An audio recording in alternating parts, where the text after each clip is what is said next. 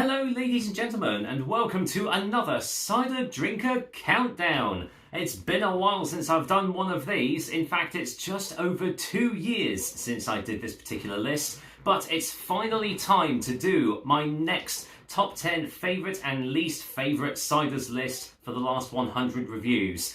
Yes, it was actually all the way back in July 2021 that I did my last one, and mainly there's just been a number of factors as to why it's taken me so long to do the next 100 cider reviews.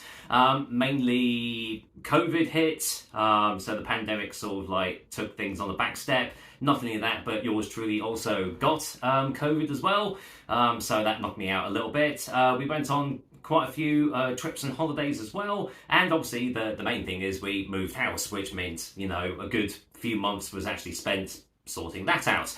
But yeah, finally time to actually get round to doing it. Now, for those that are new to the channel, firstly, welcome. Glad you're on this cider journey with me. But I do things a little bit differently to other top 10 countdowns out there. So I don't ever do a best or a worst because they're very subjective. And, you know, someone's best could be someone's worst. So I just do my personal favourite and least favourite ciders over the last 100 reviews. So if you go onto my countdown playlist, you'll see that I've done many more in the past, and basically just listing my, as I've already said, the ones that I've just really liked or really hated, and you can make your own mind up as to whether they sound like something that you would enjoy as well.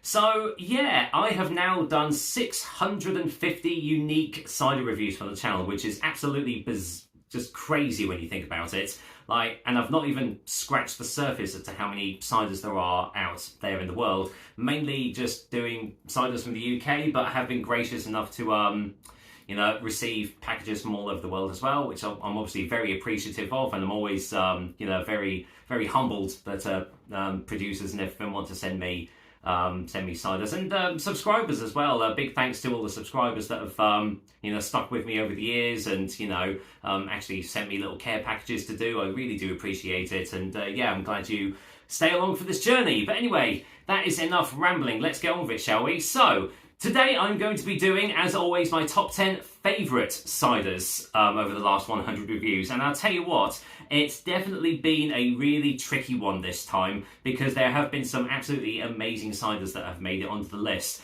And they're so close together that basically, like, the number 2 spot could easily be the number 1 spot.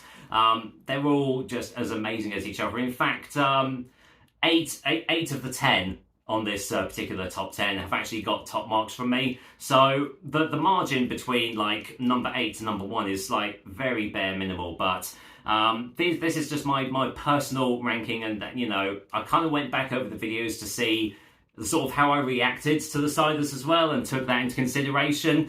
So yeah, along with that as well, there are a couple of other stipulations for this particular top 10. One, as always, no ciders from beer and cider festivals. I mean, I haven't really been on many recently. I did go to the Harrods Redoubt Beer Festival recently, so that was always good. But yeah, no ciders from there. It has to be ones that you can actually buy commercially and not just in pubs or beer festivals or anything like that. Secondly, no apple-infused beers, because, well, they're not ciders. I know I do a few apple-flavoured beers now, but yeah, they're not going to be on this list because, as I said, they're not ciders. And thirdly, no ciders that I've actually revisited for a second time. Like, I recently revisited Weston's Old Rosie, mainly due to the fact that I've already reviewed them, and they would have been in the previous top 10 if they still counted, which obviously Weston's Old Rosie doesn't, because it got a 5 out of 10, so it wouldn't be on this particular list.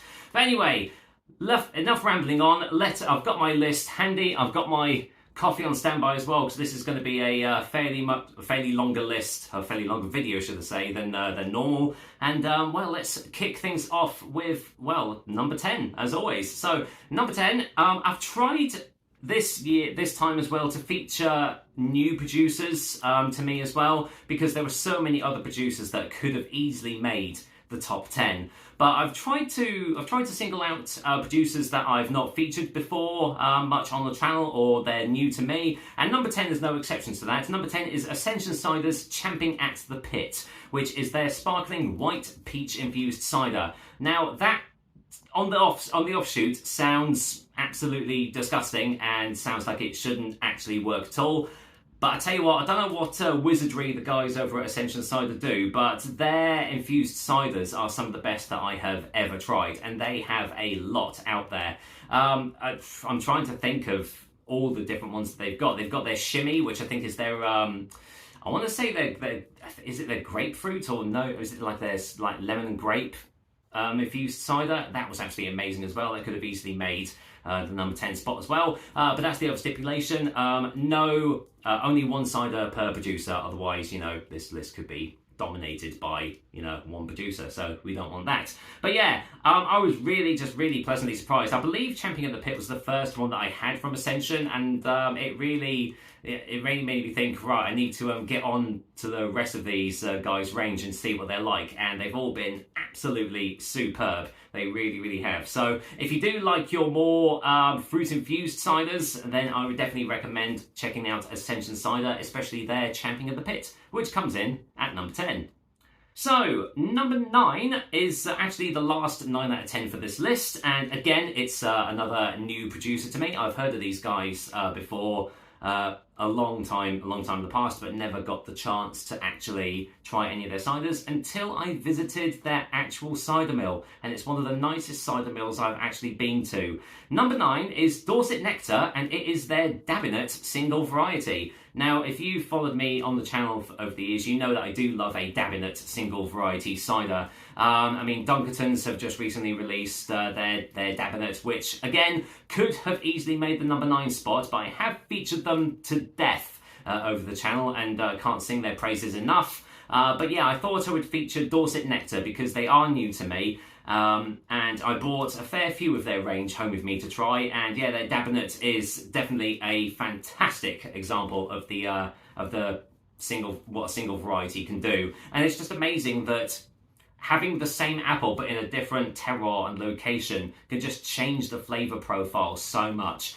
This was just a really lovely, easygoing, refreshing, and just super tasty cider. It really was. And the rest of their range is fantastic as well. Their labelling, as you can see, is just fantastic too. Funnily enough, their damson infused cider was definitely a favourite of mine as well, especially my wife's as well. It was one of her personal favourites for sure. But yeah, if you ever get the chance to visit Dorset Nectar Cider Mill, then I do highly recommend it. You can meet the resident goose there if you wanted to, and you can actually camp out in the orchard. So, I mean, that's a bonus, isn't it? But yeah, definitely keep your eyes out for Dorset Nectar. They are one to definitely have a go and try, especially their Dabinet, which comes in the number 9 spot. Okay, so number 8. So from now on, it's all top marks from me. So take it for what you will. But funnily enough, the number 8 spot is another Dorset-based cider company, and another one that I have not featured on the channel before. This time we're actually heading to West Milton, and we're trying, and well, it's their Dorset Moonlight. So again, I'm a big stickler for cider producers that have really cool labels on their bottles, and the West Milton range is just, it's simplistic, but it has this certain art style that just really gels with me. They've got their Dorset Moonlight, their Dorset Twilight, and their Dorset Starlight, I think it is. There's always the third one that I can't remember, but they all look absolutely amazing. And I believe their Moonlight is their medium cider. I could have that completely wrong, but wow, it was just really just smooth, just juicy, tasty. Just had those lovely, just had all those lovely characteristics. It was very well balanced, so it was just a nice balance between like the sweetness, the acidity, the slight tannic presence as well. They all just melded together really well into this one beautiful package that West Milton have produced. And I think I've tried one more other of their range, and that was lovely too. I think it was their Twilight. I do believe I have their Starlight still to review. I could be wrong there. But yeah, I'm very much looking forward to trying that in the future. But yeah, coming in at the number 8 spot is West Milton's Dorset Moonlight. Okay, number 7 was a little bit of a special one, mainly because, well, it just came in a really fancy bottle. This is once again another new producer to me, and this is the first and only one that I've tried of theirs. This is Skyberry, and it is their Rural Method 2018. Now, quite a sort of like an Art Deco style label on this bottle. Doesn't give a lot away for what's in the cider, but what is in the cider is just, I mean, the bottle sort of like belies what's in the actual bottle, because it is just absolutely superb.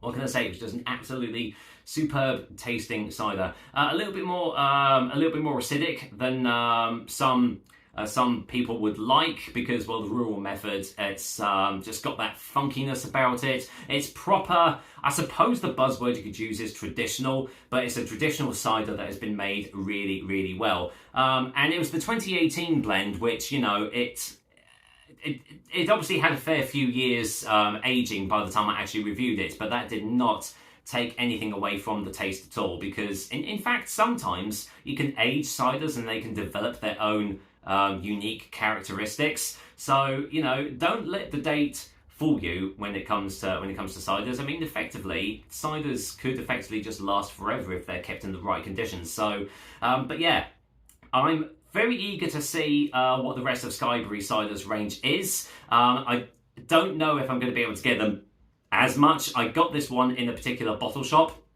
when I think I was in Leeds or Liverpool or somewhere like that. And I saw it, and I think it was £15 for this bottle, which, you know, is probably on the upper end of what I would intend to normally buy when it comes to buying ciders. But this one was definitely worth the price. So probably not going to see this one around anymore. But I don't know if they're going to make another blend of it this year or not. But definitely keep your eyes peeled. If you do see Skyberry's Rural Method, whatever date it may be, definitely give it a go. And that's why it's on the number 7 spot. Okay, so we've had quite a few new producers that have made it onto the list, and number 6 is, well, it's definitely not a new producer to me, and it's probably not a new producer to you guys either. It's Oliver's Cider Company. Tom Oliver, I mean, what he doesn't know about making ciders isn't really worth knowing, but this time he ventured a little bit astray with this particular one, because normally he sticks to doing bottled ciders, but he has released his some of his range in cans, and the number 6 spot is not his cider, it's his perry in a can. Yeah, I don't know what I was expecting going into this, because, yeah, as I said, normally Tom sticks to, you know, bottles, whether it 330ml, 500ml, or the big 750ml. So this is definitely a venture away from what he usually does. I know because I visited his cider mill when I was doing my course in Gloucester, and unfortunately I didn't meet the man in person, but Yannick, his assistant, really thorough, really helpful guide, took us all the way through and explained all the processes and everything.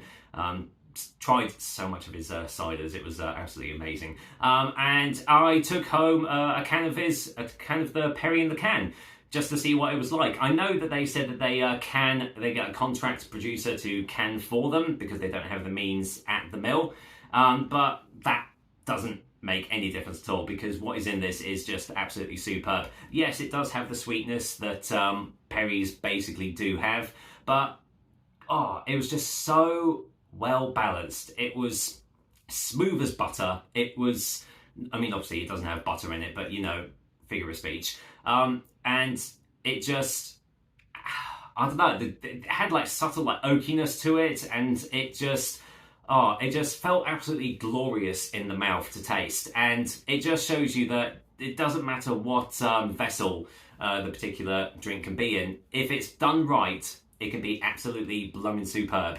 I don't know whether Tom is going to continue making cider and perry in cans, or whether he's going to go back to doing his bottling range, but I personally would say keep it, because both his cider and his perry were fantastic. His cider could have easily replaced the perry, but I thought I don't represent perries that much on the top 10, so I thought, you know what, I'm going to stick Oliver's perry in a can on this. And, well, I've got a couple more of his big bottle perries to do in the future that I bought from him, so look forward to them in the future. But for now, as usual, I mean, Tom Oliver, as I say, can do no wrong, and he comes in at number 6 with his perry in a can.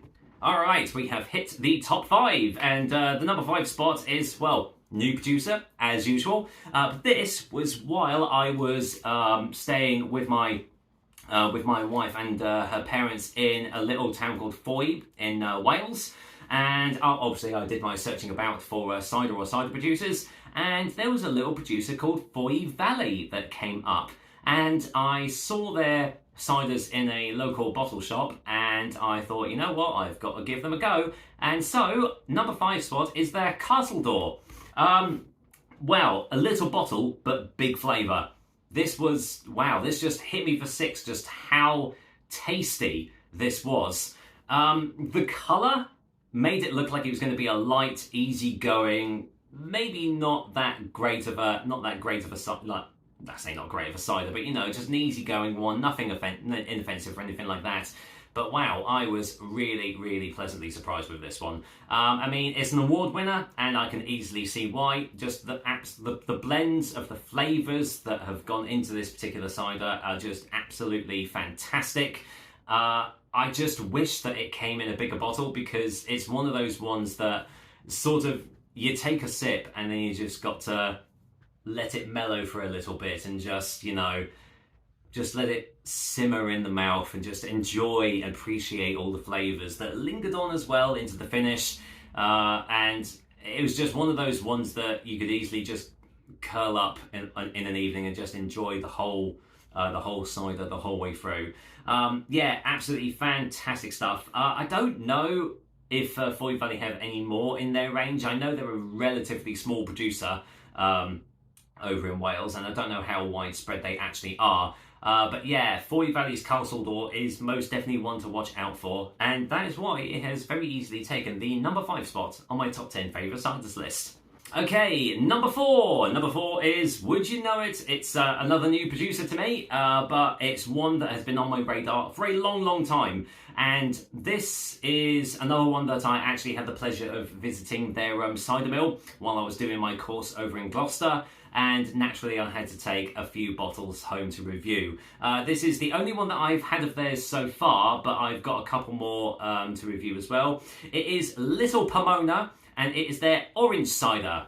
Now, don't let the name fool you, this is not an orange infused cider. This is just to do with the particular blends of apples that have gone into it.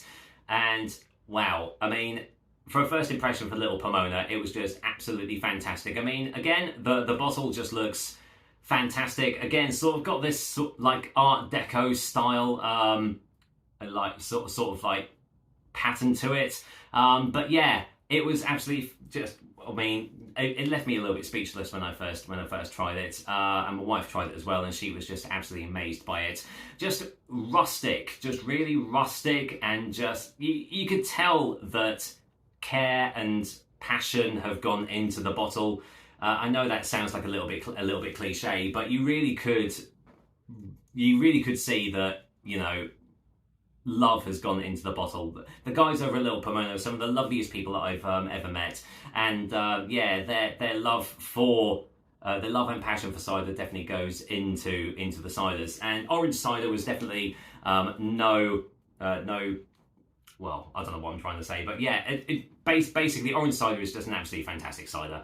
There's not really much else I can really say about that.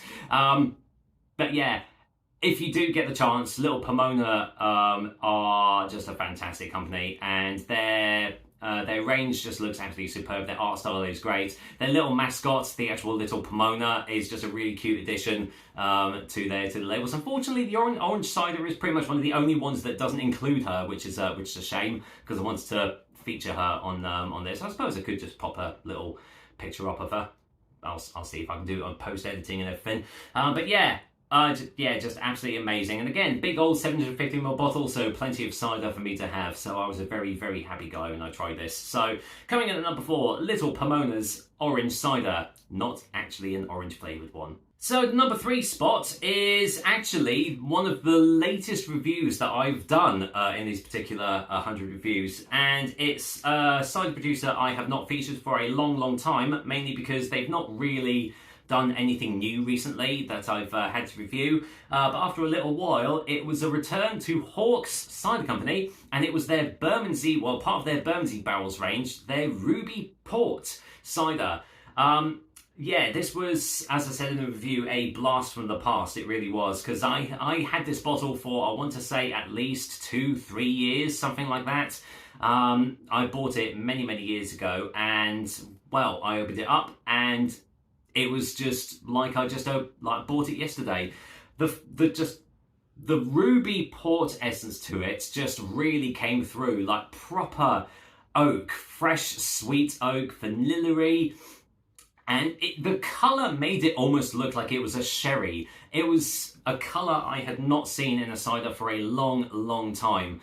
And it was just one of these ciders that you have to just sip and savour, because just the flavours lingered on so long in the aftertaste that it's not one of those ones that you could easily just neck. I mean, you probably could down it if you wanted to, but you're not doing yourself a favour by doing that. So, yeah, just absolutely blown away by the flavours, and it's a shame because I don't know if Hawke's have gone a little bit not downhill over the recent years, but they've not really done anything new recently, and sort of their core range appeals to sort of like the mainstream audience. Not that that's a bad thing at all, but I wish they would do more of this. I know they recently re-released their Bourbon Barrel series, Bermondsey Barrel cider, and I really wish they would re-release this one because it's probably one of the best ciders I have had from Hawke's, period. It was just that good of a cider. So yeah, I would really love to see Hawke's Cider Company just go back to their sort of experimental roots and, you know, push the boundaries a little bit and just release something as fancy and as cool as this again. So, you know, fingers crossed, hopefully they will do in the future. I doubt you're ever going to be able to get a bottle of this now, but if you do, if you do see it, buy it, because it is just absolutely amazing. If you love port barrel aged ciders, my goodness, this is a really good example of it. So the number 3 spot goes to Hawke's with their Bermondsey Barrels Ruby Port Cider. All right, the number 2 spot, and this is a cider company that has changed face quite a lot over the years. I did quite a few of their range beforehand and absolutely loved them. And then they had a complete overhaul and a complete facelift, and they just had a brand new identity and a brand new range of ciders. And I thought, is this actually going to work out? Are they, have they just gone a little bit downhill? Well, let me tell you what, Beard and Sabre Cider Company most certainly have not gone downhill. In fact, they've only improved, and the number 2 spot goes to their Congal the Blind.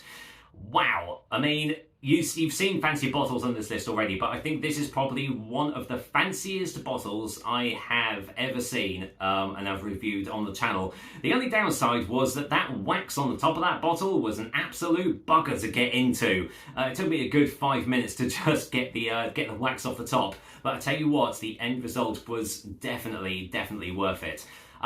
There's not many times that I've been left speechless by a cider, but this was definitely one of them. I took the first sip and the flavour explosion that happened in my mouth was just on another level. I can't even begin to describe the amount of flavour that was in this. It had like the woody esters, the leveriness, the oakiness, but then it had this fresh juicy apple flavours. It had this lovely citric twang to it as well. My goodness, I could just, all these taste descriptors I could reel off and I wouldn't even begin to scratch the surface as to what was in this particular cider. Yeah, it was definitely something absolutely special. And I think I did it for my 2,500 subscriber special or something like that. I know I did it for a special occasion potentially. I can't remember exactly what. But yeah, it was definitely worth it. And Beard and Sabre, they mainly do hop-infused ciders, which a lot of cider producers don't do anymore, and I really wish they would, because hops and cider actually work really well together.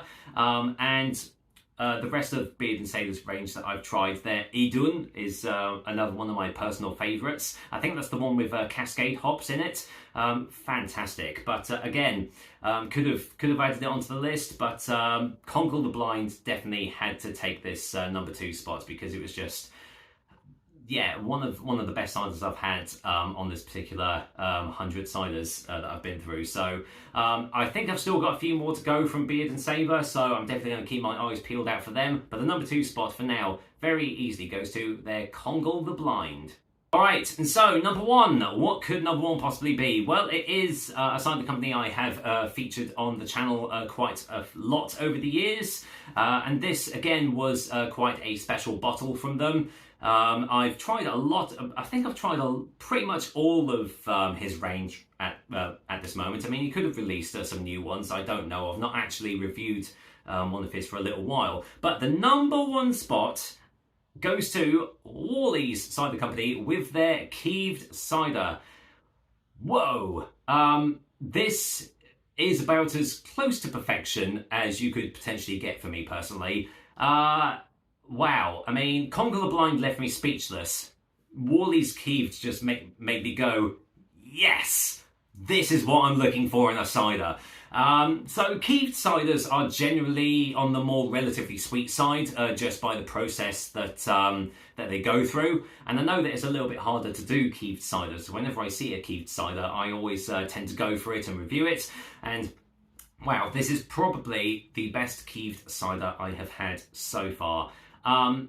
If you like your sort of sweeter ciders, but not like cloying or overpowering or anything like that, you really can't do any wrong with Worley's Keeved. God, yeah, it was just superb. I didn't want the bottle to end. I really didn't. If I had the opportunity, I would have probably just bought his entire stock of his Keeved cider out because I just loved it that much.